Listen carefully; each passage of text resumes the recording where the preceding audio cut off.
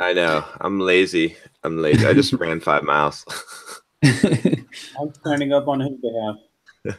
I'm I'm conserving my energy. Nice. My I could shoulder move is the desk up and see what comes unplugged. Nice. You messed up your shoulder, John? rearranged. Yeah, lifting. I don't know what the heck did it, but I keep on trying to it was almost better, and then I lifted again, and then that pattern. So I'm just gonna have to really, really be more lay off it a lot more. So I discovered something this week. So I'm wearing a bandage on this hand, right? I've had this wrist injury for probably 15 months now. Yeah. And I recently, the good news was this week I finally discovered what it's actually called, which means that I can figure out better what to treat it. The bad news is that it's called mommy thumb. Nice. I am not kidding. Yeah, it's a repetitive stress injury that's common for new moms because you're lifting the baby with your thumbs wrapped around, like kind of around the rib cage, and it's an irritation of the tendon that runs like along the side of your arm, right up to your thumb. And so basically, I ordered I'm getting a full. So I've been thinking about it as a wrist injury. So I've been wearing a wrist brace that prevents my wrist from bending back, which is good, but it's actually a thumb injury. So I haven't been protecting my thumb at all. Interesting. Okay. So I'm getting I bought a basically like a cast to completely immobilize my right hand, and I'm gonna wear that sucker for like a month and just fully rest it. Yeah. And then start gently rehabbing from there. Because I just, what's been irritating it, like I've been really careful with it when I work out, but it hasn't been getting better because what really irritates it is opening jars and opening doors and using my computer mouse and all that stuff. Like the day-to-day stuff is what's been keeping it inflamed. So yeah, so this will be interesting. I also got an ergonomic mouse it's called a vertical mouse. And so you can basically just like hold your hand like a Ken doll and just like move it around. Okay. So hopefully that'll help too. But yeah, so I've got mommy thumb. You might want to talk to Manny. I don't know if he disappeared, but Egoscue is what Manny swears by. I don't know did I tell you about that already? Yeah, you mentioned that. Manny, I'd be curious to hear a little more. Yeah, so I was having problems like of all sorts, pain in my hands, numbing in my fingers, all the way like down here.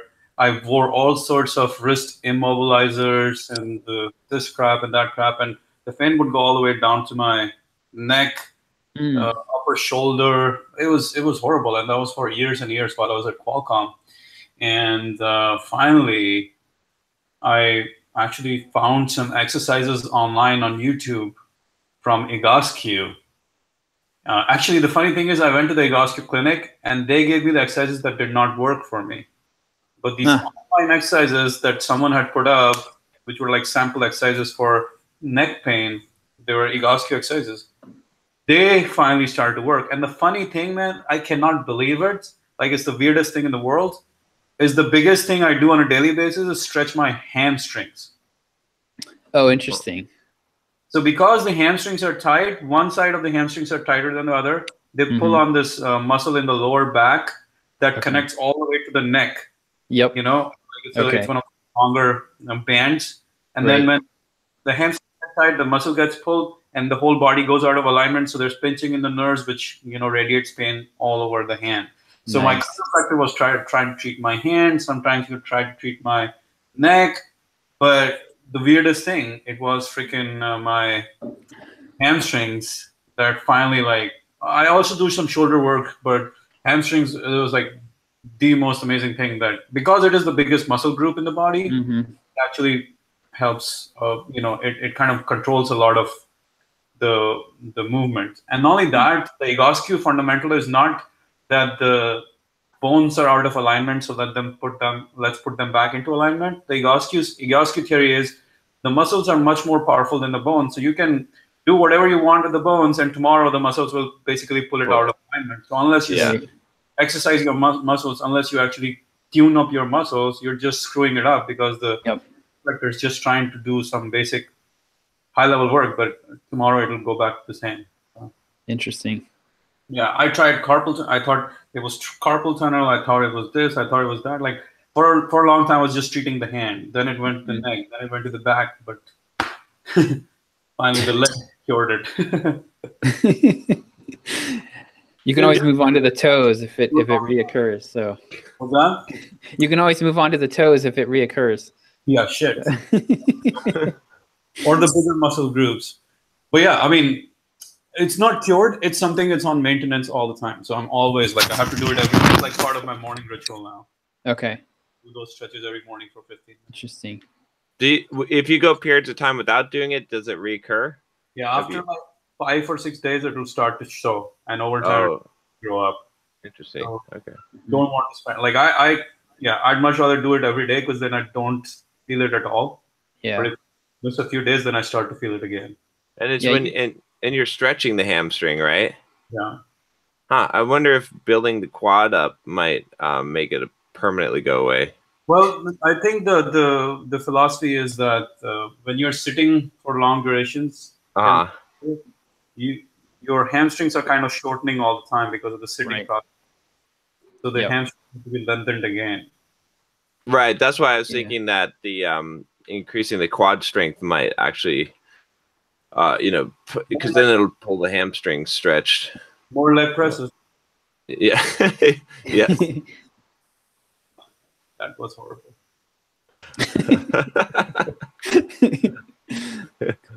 Yeah, I'll definitely. I'm gonna have to check that out. Yeah, check it out. Even if anything, like there's a book by him that kind of explains the fundamentals of this. So it's worth getting.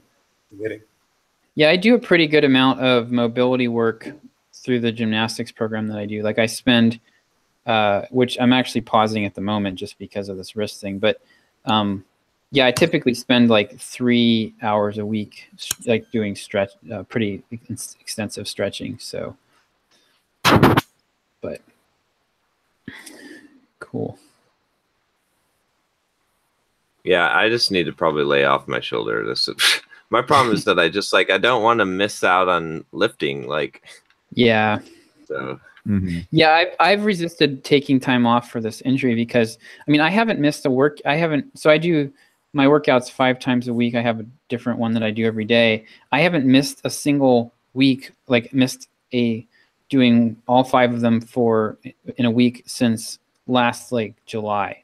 Yeah. And it was one of those where it's like, my identity is I don't miss this. Yeah. But it's like, this is freaking not getting better. And it's hampering my progress. I can't actually go get anywhere until I get this resolved. So it's either I take a month now, or I'm going to look up a year from now and I'll be in the same place that I am now. And wishing that I'd just not been an idiot. So one lesson I'm being forced to learn this year, I think this is the big lesson for me, is that 90% adherence is oftentimes better than 100%. Because the price of 100% adherence is often a lot more than the benefit of the extra 10% value you get from it. Because it happens in a lot of ways. I had to force myself. Yesterday, I was doing a fast, and I was supposed to run 5 miles, and I've got my Muay Thai and whatnot, and I was like, I was falling to this pattern again. I was like, I don't really feel like running. I don't feel like going to Muay Thai. I don't feel like fasting. So it's like, all right, well, you know what? I'm just going to do a few miles on the treadmill walking for today, and that'll be fine. I don't have to have 100% adherence. And that was so much more beneficial, because I think if I had pushed and forced myself, then I would have gotten to the point where I would just been delaying the blow up. Instead, it sort of dissolved it. So I'm like, okay. And I ran 5 miles this morning and no problem. So it's, So I found that those times where you try to do that 100% adherence it works great when you're doing it, but that little extra benefit that you get versus doing 90% adherence, the flexibility in there is more valuable than the extra boost of the 10%. I think there's a concept in habit formation, which is stick to the schedule, but be flexible with the time you put into it. So, Yeah. Yeah. So you're always doing the thing, but just you vary the intensity sometimes. So my morning ritual is like 15 minutes of meditation. Some Yeah. days I don't have the time, so I sit down for like 3 minutes because that's all I got. But Right. keeps the habit alive. Mm-hmm. Yeah, yeah. So That's my thought for more the week is no. You guys are making me feel better about being a slacker.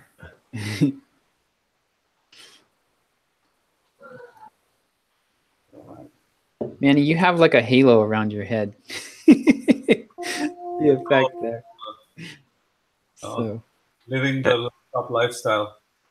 And we've still got to get you a like a headset, a proper with a microphone. This weekend I will get it. All right, let me get started. Okay, so I've already been like consistently publishing a couple of times a week, but of course YouTube takes a long time to ramp up, the traffic and all that stuff. But what I'm excited about is a bunch of different collabs that I'm going to be doing. I think that's where the real growth is going to be. So there's a collab with Evan, with Antonio, with John, with a bunch of other guys. There's this channel called 1% Better. All of these guys have over 100,000. Some of are over 1 million. Some of them, or one of them is over 1.5 million. Hopefully, with these collabs, if they go according to plan, I think the channel could almost double within the collab just because of the collabs. Wow, nice. So what have you and John and you and Manny seen from the collabs? Because I've been curious about that. Do you typically see a big bump after you do them, or is it over time? Is it the fact that the channels are connected? I see a big bump every time if it's a quality collab, like when I did with Evan Carmichael. Mm-hmm. No. Yeah. Evan Carmichael. I thought you said Kevin. Yeah, Evan Carmichael. He has like 1.2 million. But back then, when he had maybe 500,000 subscribers and I had like 4,000, I put a video, like an animation summary of Rich Dad Poor Dad on his channel, and that got me like 2,000 subscribers in 3 days. Nice. So it's just that people will watch the video, people will subscribe, but the first few days is when you get the most watches. Mm-hmm. So that's a initial bump, and after that they'll continue to come. They'll continue to trickle. Mm-hmm. The first 2 or 3 days will actually define how good the video does overall, more or less. Okay. Unless there's some real active promotion behind it. So you're actually putting one of your videos on their channel. Yeah. Versus doing an interview or something. Yeah, no, interviews are nowhere as good as real videos. Interviews don't get the watch time on YouTube. I mean, so they do get the watch time, but they don't have the same level of engagement unless they are in person, like they're face to face. Yeah. Interviews they're not. I mean, they're good, but they don't have that high. Like Skype interviews or Google, like they're not as engaging compared to your regular content. Yeah. Mm-hmm. What's your It's weird though. Like when I was looking at that Morning Fame, by the way, is a great tool. I was looking at my stats on there, and my highest watch time content is interviews. Actually, it's like 10 minute average, 10 to 12 minute average watch time. That makes sense because it's the longest. Well, I mean, yes and no. Like I guess it is in general, but I think it depends too on the relative size of the audience. But like what Manny's doing makes the most sense. Like if you can put an actual video that's like the real value of what your channel provides on someone else's channel, that's going to make the most sense, because that's like they're getting a sample of what, like if they want more, they're going to go get more. Whereas if they interview you, like it's like, I mean, if they like you and they like your personality, like what you have to say, then yeah, I mean, but a lot of times people aren't even thinking, oh, I could subscribe to this guy's channel, right? Unless it's being called out multiple times, right? And so I think it's better in that regard. Also in the search volume, right? If you think about it, like if Manny puts out a video on someone's channel about a book, and over time they're getting, you know, people searching for that book, like he's going to continue to gain subscribers. Whereas if an interview, people aren't really searching for interviews. Like, I mean, if they're searching for an interview, they're searching for the person being interviewed, in which case they already know who you are. So, right. Yeah, that makes sense. But I think it also depends, like I said, the relative size of the channels, right? It's like blogging, like commenting on people's blog is a great strategy when you're small, right? Because it's like that benefit, the few people that actually will like come back to your blog from that are, you know, it's 10 worth clicks it. actually moves the needle for you. Exactly.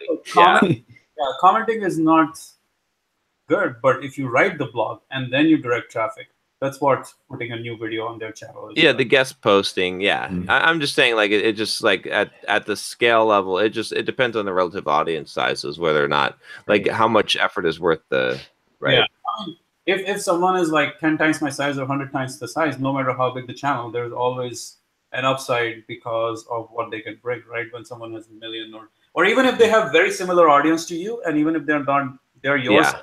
But if they're very similar audiences, they're still going to drive a lot of traffic. Yeah. Yeah. I want to do the summary for Pat Flynn's book, because I believe if that could drive a lot of traffic, because it's more or less the same freaking audience. Right. Yeah. That's really good. So you can do, so you're going to try to publish on his channel your summary of his book. Yeah. That's pretty awesome, because that's like a good value add that you can go to people with, because it promotes their book. Right. You know, so it's like makes sense for them to put it out there. Yeah, I really like that. It's almost like creating free book trailers for people, right? It's like, yeah, because you know, you're basically advertising it, and it's great because it's not them plugging their own thing on their channel. Yeah, it's you doing it. It's on their channel, you know. So yeah, it makes a lot of sense. Yeah. Well, the other thing is some people are going to see it, and then they're going to, you know, you can put your plug in for subscribe to my channel, and some people will follow that, and some people will see it on Pat Flynn's book, and then maybe you do one on like a book from John Lee Dumas or somebody who was on his show or something like that. And so you start to get that exposure over and over again. And then some of these people go, all right, who is this guy? Yeah. I mean, it usually, if I can get 10% of the people to click on the end card, that was a successful video. And that's the intention. Like, if I can get 10% of the viewers to get all the way to clicking on the end card, it did well. I don't know, John, where are you with the end card thing right now? Or if you're at all tracking that metric. Yeah, you know, I'm not sure on the. I should take a look here. I haven't. So yeah, I'm not sure. Let me see. So is there? You can look at end card clicks specifically per video, or is it overall or per video? Per video, and not only that, it can actually show you the percentages of how many people clicked on the end card. And nowadays, I'm just driving traffic on the end card to my own videos, right? Own playlists, or just a call to subscribe, not to an external. But there's no difference really. I mean, because it's all about me calling to action. People don't care if they're going off of YouTube, because they're still gonna, you know, they're getting the value that they were promised. Okay, so I've got clicks per end screen element shown 0.84% overall. Yeah, that's bad because you guys don't do any. No, there's always end cards for sure. Every video has end card. You don't use, like, I live for the end card, in the sense I'm literally like the whole video is leading to the end card for them to take action at the end. Yeah. So my end card CTA is part of the plan when I'm planning the video. Like, what will be the CTA for them to stick around, or for them to go off the channel to do something else? Okay, yeah. I mean, I'm looking at like my percentage, the highest percentage I have on any video. I can't sort by percentage, but it looks like 3.44% is probably. Yeah, which is decent. You know, 3%. Anything above, you know, it's like almost like getting a blog post click, right? 2 to 3% is a good enough number. Yeah. So similar here. Oh wow. The one has 12.5%. That's weird though. What about cards? Because you always, you keep saying, check out this card, check out that card. Yeah. What is the card click percentage? That one, it's hard to gauge too because, well, let me look at it. But I'll tell you. What's that? No, I mean, it's hard to gauge the effectiveness of having those videos because people also know that the link's in the description, so they're not always clicking the cards. So I'm getting a lot of reference other videos. So, oh, interesting. Okay, clicks per card shown is 11%. Per card shown. No, per card shown is when they actually click on the eye. For that, click teaser clicks per card. Teaser shown 1.6. Yeah. Okay. So that's how many times 1.6% of the time people are clicking the eye. Yeah. So you might be bleeding off some of what Manny, you're not doing that, right? I don't do as many cards. I don't in the middle of video call attention to any card. In the middle, I want them to watch the whole video, and at the end, I want them to go to a new video. Right now, earlier I wanted them to go to my website, but these days I'm actually just directing them to my own videos. Yeah, but see, here's the thing. Think about this, right? And this is how I look at it. Is if okay, so let's say you're watching a video, right? And then I'm like, oh, you should. I talked about this in this other video. So you're gonna click the card, you're gonna click the thing. It should open it in a new window, I believe, right? Or does it just take you there? Either way, you're going to finish watching the video that you're watching. Either you're going to go and interrupt and watch the new video and then come back, but like you're more likely to the more engaged you are, the more likely you are to stay engaged. So I'm actually increasing your engagement by having you have more content, right? So it's like my thought about it too is it's like, okay, if I'm going to lose your interest, I'd rather not. I'd rather give you more of You're doing your own cat videos, John. Yeah. Because they're gonna get distracted by a cat video, or they're gonna watch one of John's cat videos. So I'm just gonna start doing that. That's a good strategy. Yeah. Because it doesn't matter what you're watching. I'm gonna be like, so by the way, guys, before you click off here, if you're thinking that you're not liking this video right now, just go ahead and click up here for this cat video I made. Yeah, I'm gonna try the card thing, and I'd be interested to see if you at the end of the video just call to action saying, "Hey, by the way, the videos I talked about, they're here and here, and they're actually linked to the end card." To see what happens then. Oh, that's an interesting experiment. Yeah, to do it there instead of doing it in the middle. Yeah, I think, John, what might be happening too is that you're bleeding off some of the clicks you would get, because the people there's a subset of people that are going to be clickers, right? Right. And exactly. You're getting some of those clicks earlier, so your end card stats are lower than Manny's. Well, so also it's probably not as big of a difference as it looks. Yeah, it's also going to be too, depending on how much of your percentage of video views come from subscribers or not, because a lot of end card clicks are going to be subscribe clicks, right? So. Well, you can do it sound like Hillary Clinton trying to explain why she's these days for playlists more or less. So I'm creating playlists on that topic that I want them to be driven to. Yeah, the playlist makes a lot of sense. That's the best. I've been trying to do that more too. Is just to reference playlist, because if you get someone on a playlist, that's the best possible thing you can do, right? That's better than having them subscribe to your channel. Getting them to watch a playlist. Yeah, because they will ideally subscribe and actually go get the freebie or something from the website. Exactly. Yeah. The free videos. Yeah. The other thing I'm going to start doing aggressively as well is more Reddit marketing, because it works. I need to do that. That I have not had any success with, but it makes sense. Yeah. When I post to Reddit, it almost always pays off for me. Yeah, there was I'd seen this good article about how to do Reddit a while back, and basically the strategy was you kind of hang out and you look for really hot threads, and then you engage on that thread. So rather than posting your own stuff, you're piggybacking off of a really hot thread, and then you can mention some content that you have and say, hey, I'll put, I did a video about this, and if you want, I'll post a link. And then if somebody's going to say, go ahead and post it. Yeah, I want to see it. And then you post it. Because if you don't do that, then you get the hordes with the pitchforks come out, and then, you're toast and your account gets banned. I have had really good success with Reddit without doing any of the commenting thing. Okay. I just straight up create really high quality video. And the biggest challenge with Reddit is titles. Having the right title, it's like the school of copywriting. Yeah. Reddit is the school of copywriting, because if you can dominate the title there, you'll literally go up the ranks. And I've never had, maybe once or twice have I had someone complain that, hey, you're just posting your own videos, and I already have over 1,500 upvotes there now. Wow. Yeah. So it's people can complain, but usually the other guys are like, hey, it's good content, blah, blah, blah. So it keeps going on. What subreddits do you post in, like the productivity ones, or? Oh man, I got to give you this example now.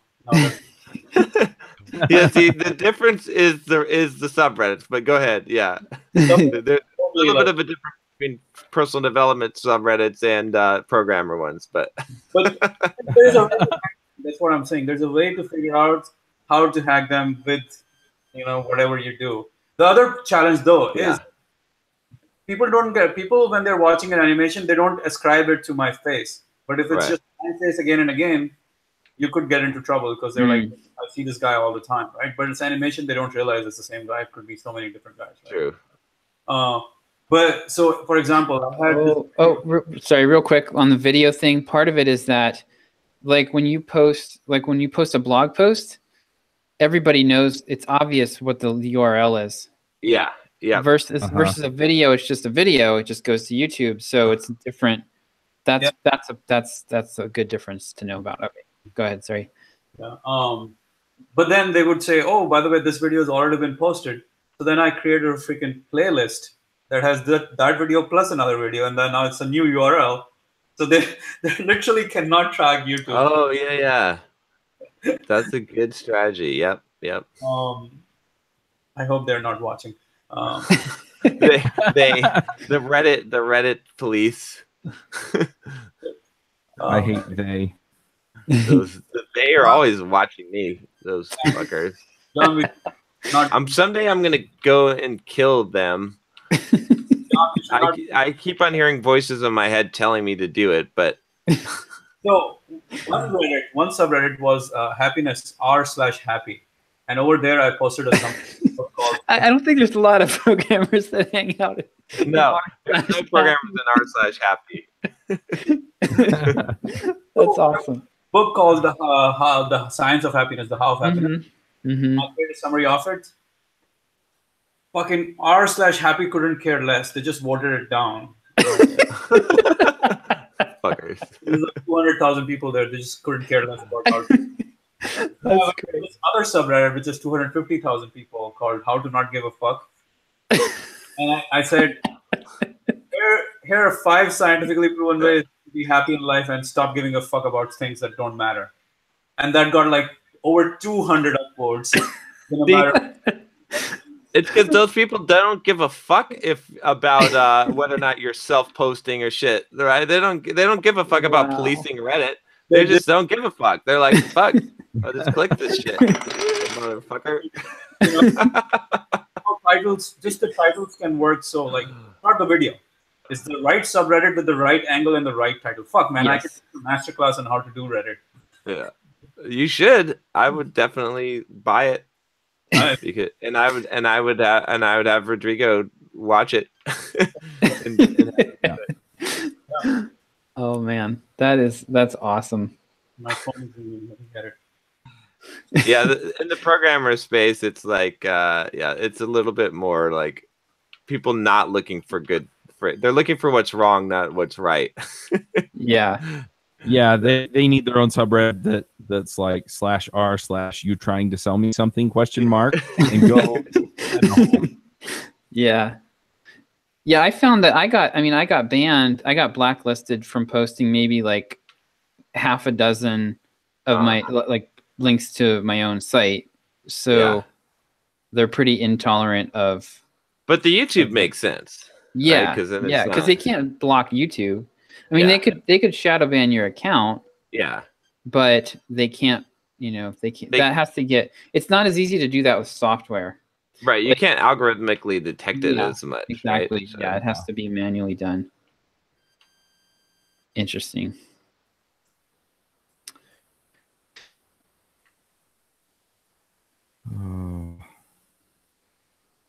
Well, I've been thinking about. I think I know what I'm going to do with YouTube. I've been wanting to get involved on YouTube for a while, and I had a conversation with somebody this last week that that kind of drove me to some ideas. So the coaching group that I'm a part of these days, most of those guys are really into Amazon Alexa briefings. I don't know if you're familiar with those flash briefings. So you ask for your flash briefing, and then it essentially plays a 5-minute program from the different things that you've added to your flash briefing. Oh, and yeah. I went and looked, and there aren't flash briefings for JavaScript or Ruby or any of these topics that I cover. And so what I think I'm going to start doing is I'm going to start putting those videos up on I'm going to start doing 5-minute videos that are Ruby related or JavaScript related or React related, and then I think I'm going to go ahead and sell sponsorships on those. I wouldn't be shocked if I can sell a ton, and since it's every day, I can really get those to fill in.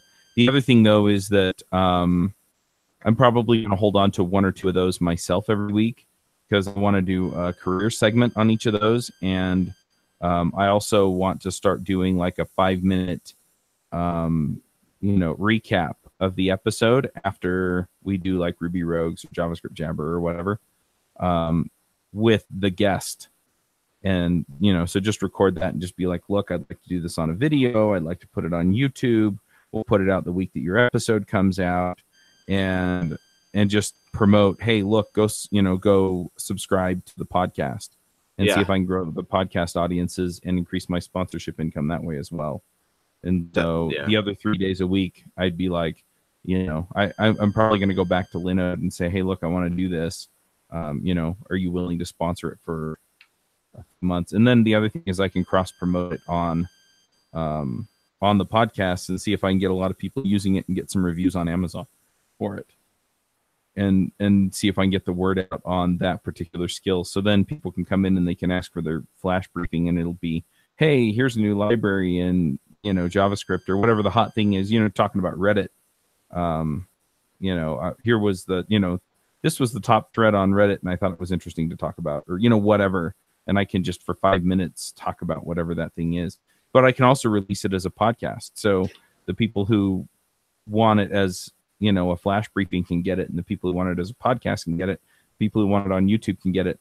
But I'll probably wind up building quite a library of videos, and I can just put them all in a playlist so they can just play the most recent, and then it'll just work backward.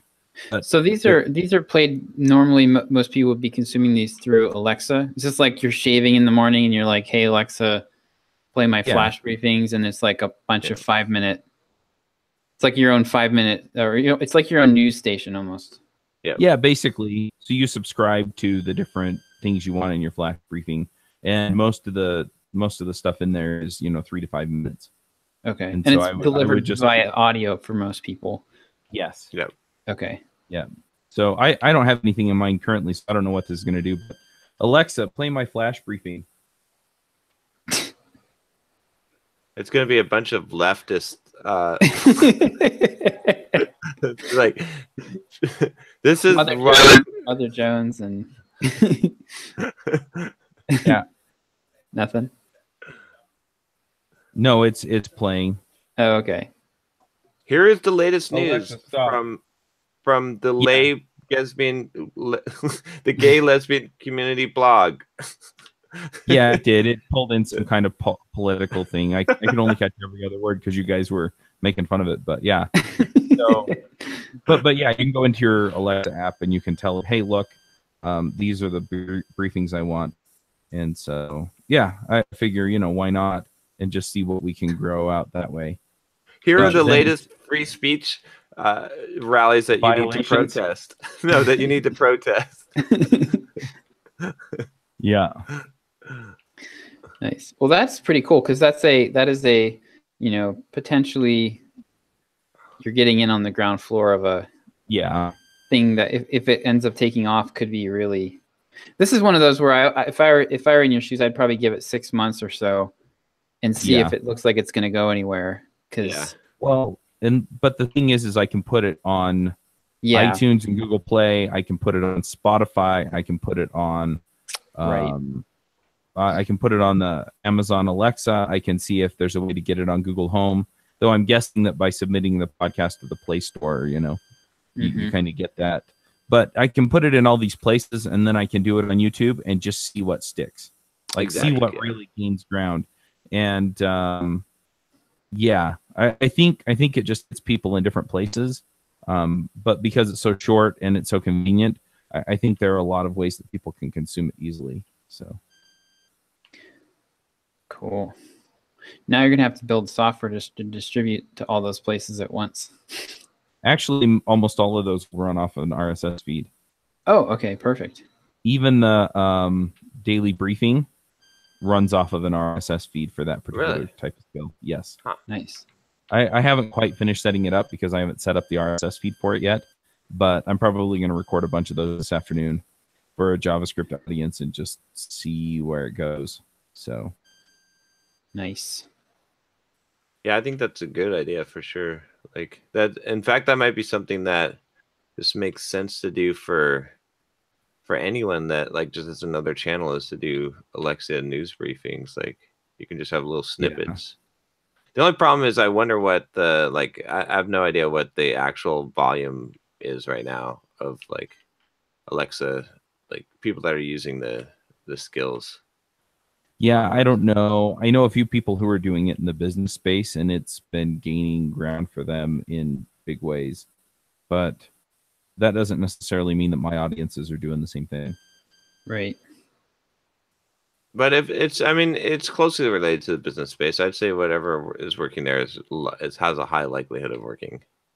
Yeah, So. I'd also like to set up a skill that basically says something to the effect of, you know, you could tell your smart device, you know, play me an episode on this topic from Ruby Rogues or JavaScript Jabber or something.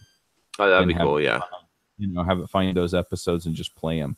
And that way, I just think at the end of my shows, it'd be nice to be able to say, you know, if you want this episode or episodes like it, you know, go to your Google Home or Amazon Echo and say, you know, play me an episode about blah, blah, blah, you know, from devchat.tv.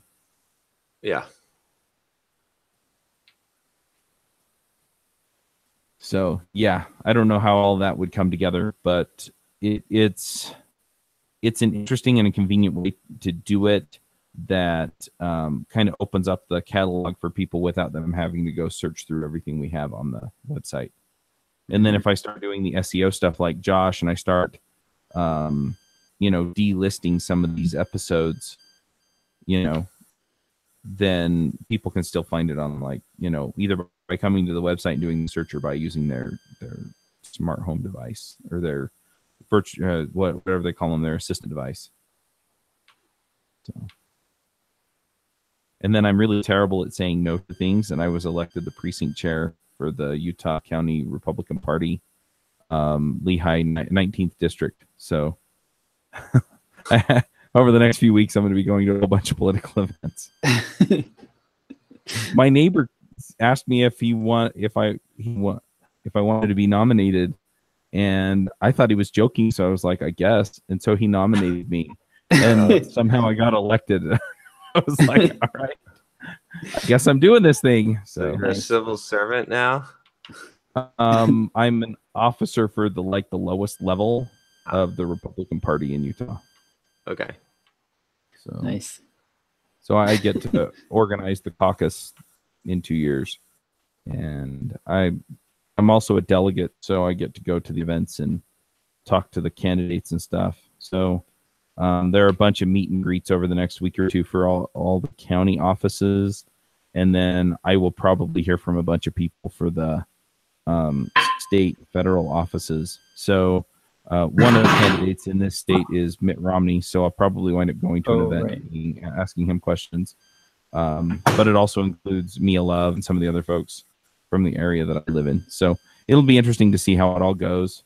But yeah, I'm sitting there going, I don't have time for any of this. But it's just kind of how it worked out. So yeah. And then just, yeah, I've been so tired just dealing with all the crap. You know, with my dad and his health and everything else. Yesterday, I just sat in here and kind of stared at my computer for a while and decided, well, if I can't work, I'm going to organize stuff in my office. So I don't know if you guys noticed, but the angle on, you know, you can see the closet door instead of the whiteboard and stuff like that. So I've been getting a lot of that stuff organized just so that I can work in here and stuff. And I've opened the room way up just by rearranging my desks and stuff. So yeah, so I've been pretty overwhelmed and pretty tired, but I also feel like I'm getting a better handle on things. So we'll see how that goes.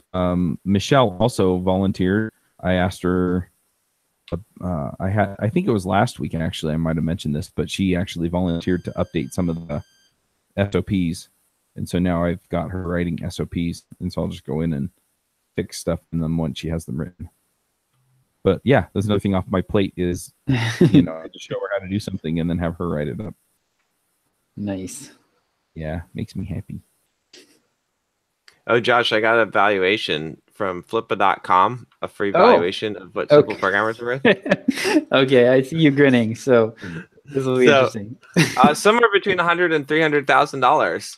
Okay, well, I don't think we'll sell for that. So. I replied back 3 words, 4 words. Is this a joke? I got cash to burn, so let me know, guys. Ready to buy. You want to buy in? It's kind of crazy. I was like, did you look at the financial statement? I was like, you know, so anyway.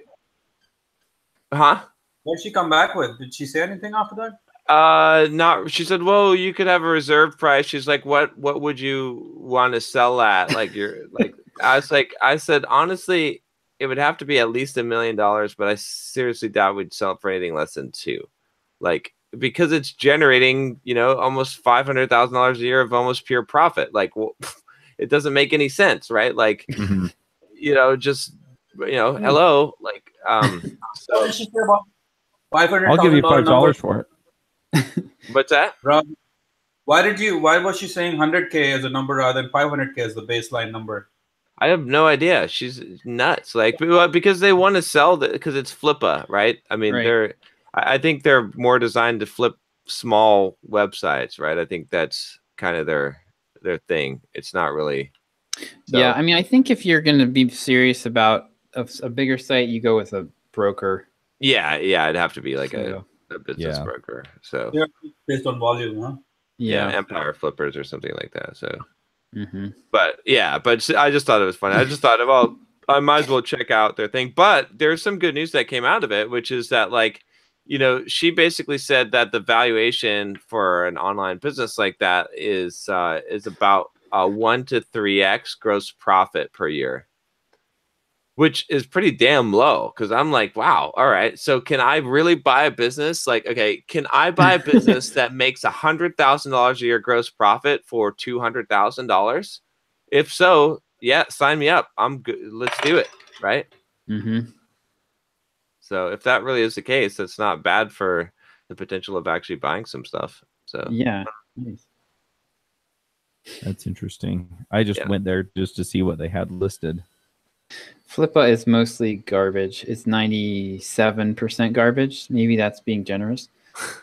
There's some good stuff. Yeah, it's mostly, but there's some good stuff there. I mean, people are selling websites that are monetized with AdSense that are making like, you know, $1,000 a month just on AdSense ads, right? Like that's this actually month.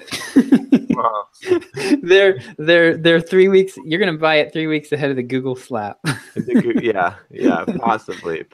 Yeah, But there's a lot of people on there that just have sites that they have no clue. They have no internet marketing experience. They have they don't understand at all how to monetize things. So yeah, if you're I mean, you have to be prepared to spend tens of thousands, I think, to get anything decent. Because I've looked a few times and it's always like anything less than that, and it's like, I started this, homeappliances.xyz. And it's got content, so all you have to do is build links to it. Well, there's actually courses, Josh. This is actually a thing. I was looking into Flippa courses, and there's actually courses that people build on how to make starter sites and sell them on Flippa. So basically, what they're doing, and it's a decently valuable service for someone who has no technology experience, which is they're throwing up a WordPress site, theming it, getting the domain, putting it all together and putting some content on there, and then bam, you can buy that thing for, I don't know, I guess they're probably selling it for a couple thousand, maybe $1,000, $2,000, and you're set to go with your new business. So it's sort of, it makes sense, but that's specifically what people are doing, is they're pumping out these sites like that.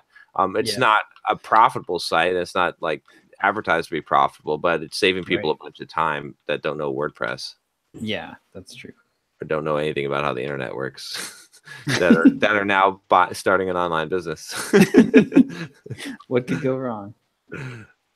Nothing. So, all right. So I have a decision that I could use some help with. So I am thinking. So I have been. I had a good conversation this week with a guy who's been on my email list for a long time. His name's David. And so I've known this guy for quite a while, and he actually reached out to me this week just because he saw that I had signed up for Brian Dean's SEO course. Oh yeah, okay. And I had posted in the Facebook group, and he just happened to notice my post in there, so he emailed me and said, "Hey, just saw that you were in the course. What do you think of it? I thought it's been really helpful for me." So we were talking back and forth, and then I get the email came out from Brian Dean for the last module on Monday, and I'm watching it, and one of the case studies in there was this guy David. So it was pretty funny. Like, he's actually like Brian, he's worked a little bit with Brian and at least gotten Brian's attention. But so anyway, so I got on Skype with David this week, and we talked for about an hour, and he runs about 15 different websites, and he's got a pretty decent amount of SEO experience. And I was talking to him about, how I'm looking to build a team, to do SEO for us, and like the backlink outreach and everything. And his feedback was, well, he was like, I can't possibly work with you. He's got too much going on with his own projects. But he said that he's done the thing where he's built his own team, like found somebody to do all the research for the outreach, train people on actually doing the outreach, the whole 9 yards. And what he found is that it is much more cost effective to go with an agency. Interesting. So yeah, which I was kind of surprised to hear. So he basically referred me to this guy who I had not heard of before, but he said this guy. So he basically the two people that David like pays attention to for SEO are Brian Dean and this other guy, and his name's Matt Diggity, and he's got an agency. They're called, let me see, what's the name of it? It's called the Search Initiative, I think. And what I've been looking at their stuff, and I feel like their strength. So Brian Dean's, like, his approach to SEO is very content focused, which is good. Right. And I like that. Matt and his guys seem to be very good at the technical side of things. And they approach it more as technicians, and they have like 400 different properties that they own, that they are constantly doing testing with, just to see, like, kind of poke the bear with Google and see what's working and what Google's changing. So anyway, so I've been talking to the Search Initiative this week, and I'm considering hiring them for a project to just try them out for a couple of months or a few months. The thing that's making me hesitate, so it would be basically I could start with them for $2,500 a month. Okay. That's like their entry level. And what is making me hesitate is the same crap that you get from every SEO people really need to get a handle on this, because the thing you hear from everybody, whether they're good or whether they're a complete scam, is, oh, you need to work with us for 6 to 12 months and then you'll see results. And I'm like, no, like I want to see, I mean, I've been able to generate results with our site with just my, toddler-esque fumbling around trying to figure this stuff out. I've been able to grow the site by like 25% in the last 3 or 4 months. So it should not take us 6 months to, before we start to see any results. It's crazy. But so I've been meeting with them. I met with the guy today, and he's like, yeah, and basically this group, my understanding of them is that they pretty much just work off of referrals. So they don't have a very polished intake funnel where they're going to give you like. Wait a minute. What? Are you telling me that their main source of lead generation is not Google traffic? Okay, so Matt works with SEMrush, and I don't know, but they don't have a. Why don't they just rank #1 for SEO agency? That is a good question. I've had guys want to do Google SEO courses, but they only want to sell through YouTube because Google. No, I think YouTube is better. I'm like, dude, you're an SEO guy. He's like, no, YouTube will work. Well, so anyway, so what I'm trying to say is that what I really would like is that would be to do a pilot project with them where it's more like what I really would like would be the discovery contracts type of model where I pay them, they do some work for me, and then we decide whether to continue. It seems like if they have like just you're either on the train or you're off, but there's no like long-term commitment to it. So I could do a month or two, and it sounded like they would be willing to basically, like, what I want to do is like pick a couple of pages, focus on like, not like go, okay, we're going to do the whole site-wide audit and, oh, you need to get your page speed up. And what I'm worried about is like, I'm going to pay them $2,500 and they're going to give me this report and they're going to be like, go implement this. And then I am going to spend the next 3 months, like, they're not going to want to, move forward until I finish this big to-do list that they give me, which isn't going to work for me at all. Right. So for me, that's like I think that's going to be the case with just about if I were to work with any agency, I would have that same fear going into it. So I'm trying to decide whether it's worth just doing like a month or two with them, and because it sounded like they'd be willing to kind of take whatever approach I wanted to take once I got on the train, but they're just not. They didn't seem interested in, like, they weren't going to do a bunch of work up front to try to convince me to sign up, if that makes sense. Right. I mean, gosh, every time we've tried this, we've gotten screwed, right? Like, well, I mean, I would be very hands-on with this. Yeah, that's the thing, is like you'd have to be super hands-on. I would be very hands-on with this, at least at first. Yeah. And to make sure that we were getting what we wanted. And I mean, for me, what I don't want is for them to just give me a big to-do list, because I don't have a team to do it. Like, they've got to be able to implement the stuff. Right. We've got to pick stuff that they can implement within the budget, so that I'm not having to go hire people to, go through and, like, spend a month trying to optimize our caching. Good grief. I can't even, that's such a mess. I don't want to think about that right now. But well, one thing that I've seen with a lot of these agencies, especially with services like this, is that like if there's low-hanging fruit that you can go do on your own, and it sounds like you've been hitting a lot of that stuff, you may want to just keep milking that until, you know, it's not paying off, or until you think there's a bigger payoff to be had by somebody who really gets it. Well, like the thing is, it's if I could pay someone $2,500 to do some of that low-hanging fruit, it would be worth it.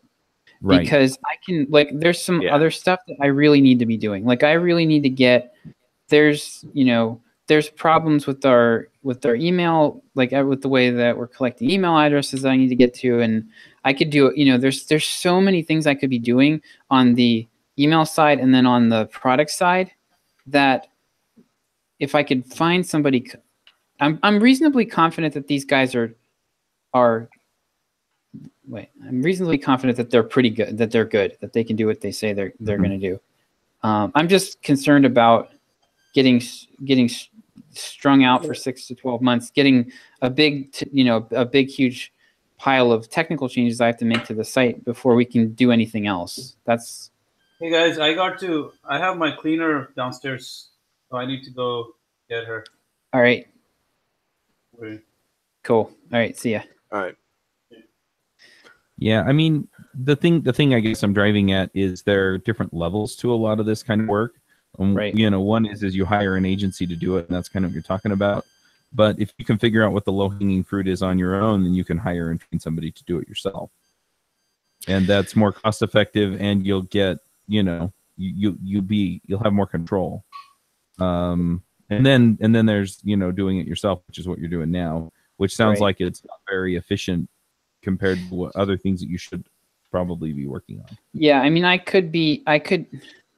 this is like $100 an hour work, and there's other things I could be doing that are like, multiple $100 an hour work.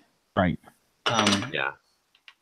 Well, the thing is, go ahead, John. I was going to say with this, it's like, if they're valuable, if they can actually produce results, then it's worth paying for, because we'll get more than that money back. Right. But the thing is, like, how long do you have to find out? I mean, if it's like you won't find out. I mean, I don't know. If you put them on for a month and you're working very closely with them and you see exactly what they're doing, then that's and this kind of goes along with what Chuck's saying. It's like, I'm all for experimenting with this, because here's the thing: it's like you could essentially hire them for a month, work really, really closely with them, and then you'll know, like, if they're putting in the effort or the work that you think is actually valuable or not, or if they're even doing the right things.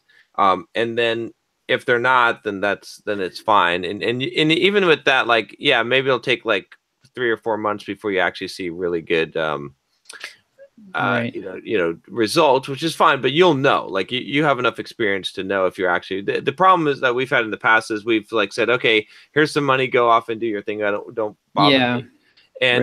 And so you should know then. The other thing that you could do with that too is, let's say you have them working for like 2 or 3 months, and you're working with them closely, at least for the first month, and you see what they're doing, then you could actually hire someone to do that if it's cheaper. And train them and know exactly what it is. But the other thing I would say about this too is, like, maybe it's worth, again, we talked about this before, but I still think it might be worth hiring just like someone like the ViperChill guy, just to take a look, just a couple hours this time, just tell him what you're doing. To, have him look at the site, have him just like, because that might provide more value and insight. And actually what you could do is even get his opinion on it and say, hey, if I were to hire this SEO agency, like, what would I look for evaluating them? Like, what should they be doing? Right. That might be the direction I would go. Yeah. One other thing I would just push on is, I mean, if what you care about is the results, right? These pages rank, top 10, top 5, top 2 And so if you can give them some kind of, hey, look, if you get it to the top, I'll pay you $1,000 and I expect it to be top 10. And then if you can get it to top 5, then it'll be 2,000. If you can get it to top 2, then it'll be 4,000. But then, then you're actually paying for the result you want instead of paying them to do a whole bunch of work that will who knows what.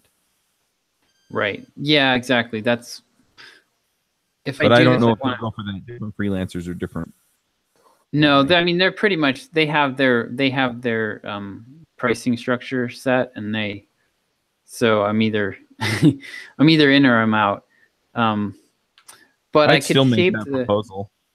I could shape the first couple months of our working together to geared towards a specific result. Like I'd rather spend $5,000 or $10,000 and focus on 2 pages and get those from 5 to 1 or 5 to 2 or something than I would spend $2,000 a month for 6 months to focus on the whole site. You know what I mean? Because that's where it's just hard to measure whether anything's actually working. And it also makes it super easy to like just pile crap on me that I don't have time to implement. And then if I'm like, oh, I can't do all this, then they're like, oh, well, we have developers that can help you with that. Oh. And then my budget's gone, and like all we've done is optimize, 2 pages, and well, we can get to the next 2 pages next month. And so that's like really what I'm worried about more than anything. Yeah, but their goal is to string you along as long as possible, and your goal is to not let them string you as long. Yes. So, well, they were saying that their average customer retention is 16 months. So that's not, I mean, if that's true, that's not horrible. Yeah. So it's people are sticking with them beyond the initial like 6 months, like, hey, give it a try period.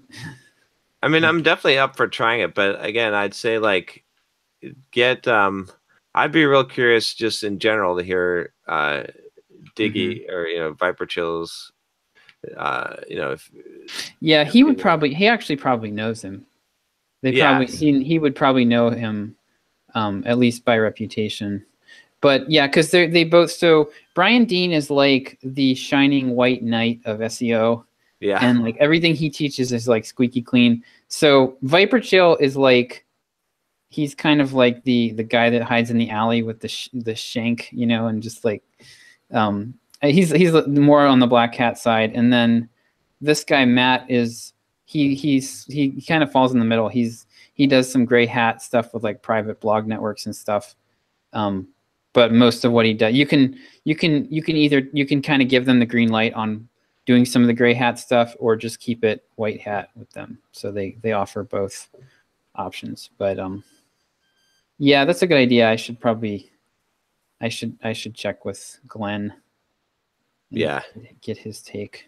Yeah, because it'll be good. I mean, just to have an unbiased expert opinion. Because right now you're just getting their opinion of their own services. Well, I mean, again, if I had just found them randomly, I would be even more skeptical. But I did get a pretty good referral, and they are also apparently working on a partnership with Brian Dean. So they're like, oh, okay. So yes, yeah. So they're established. Like they're not some little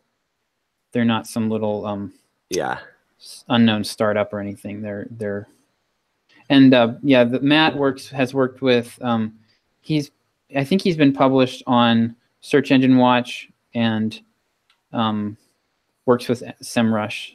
So he's at least he's a figure. He's not as high profile as like a Neil Patel or something, but he's fairly well known. Okay.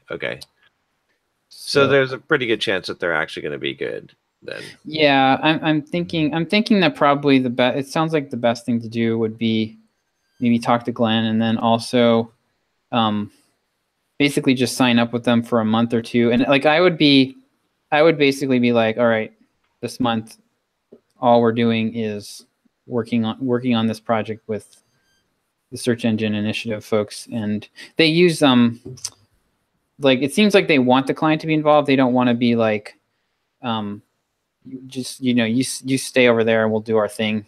They seem like they try to involve you heavily. So, and they don't do they don't do content. So what we got burned with Native Commerce was the content side of things. Yeah, exactly. They don't do that. They do guest blogging for you to generate backlinks, but they do not try to. They don't pretend to try to run your content show.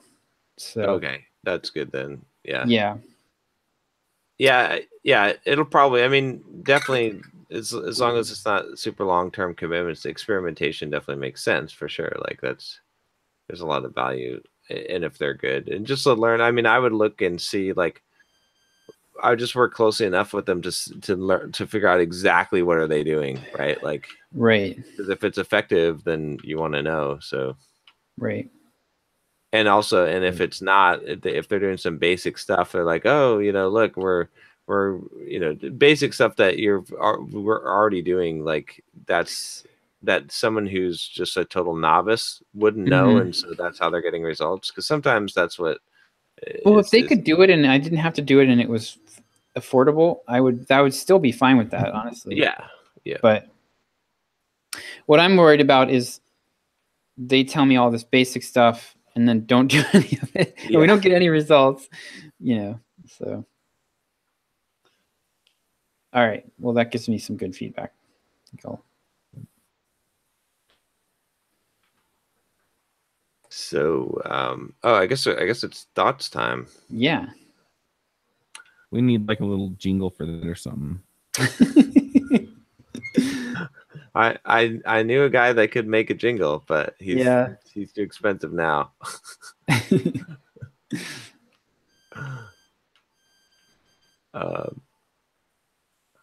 I guess my thought, I'll just stick with what I had said before, which was the idea that like sometimes, ironically, like, or counterintuitively, not as much ironically, 90% coherence is more effective than 100% because simply that extra 10% often comes at a very high cost, right? And so that's one thing I've struggled with is like I'm very good at being 100% coherent or compliant, but then that when I do screw up, it's a bigger blow up because of the all or nothing type of where I think there's definitely, you don't want to be 50% compliant. That's bad, right? Like if you miss one of every 2 workouts, 50% of your workouts, you're going to have bad results. If you're off your diet 50% of the time, you're going to have bad results. Whereas 90%, you're almost going to get the same effect as 100%, except that that extra 10%, I guess, comes at such a high cost that it will cost you duration, right? Your duration is probably going to be longer at a 90% coherence rate or compliance rate than at 100%. And that's something that, again, I think that's my lesson to learn for this year is to figure that out. And I've been experimenting with that. And so far it's been, it's much better. There's a lot less pressure too, because you're like, okay, well, if I can miss 1 out of every 10, or I can mess up, every so often, then you don't feel like everything is riding on every single thing. Nice. I think for me, the lesson the theme this week was being patient. Like that, I mentioned this thing with my wrist. Like this has been. I'm just really like I want to make progress on my workouts, but really, there's no way to do that without taking a couple steps back at this point. Like I'm never going to get past this point if I don't just take the time, breathe, and let nature take its course. Like I just can't. It's extremely frustrating, but I've tried everything at this point and it's not worked. So.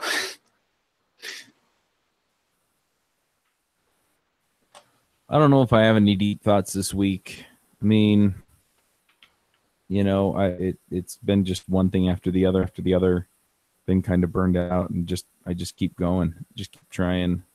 I mean, yesterday I couldn't do one thing. I guess maybe this is my thought.